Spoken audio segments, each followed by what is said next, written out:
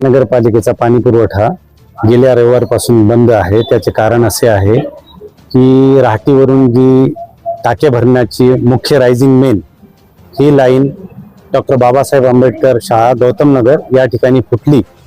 त्यामुळे शहराचा पाणी पुरवठा मागील 8 दिवसापासून बंद होता।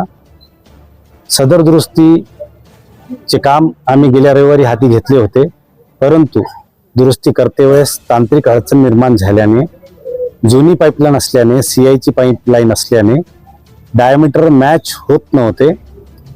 त्यामुळे आम्ही डीआयची लाईन टाकण्याचा प्रयत्न केला, परंतु डीआय टू सीआय सुद्धा मॅच झाले नाही आणि लाईन घराच्या खालून होती।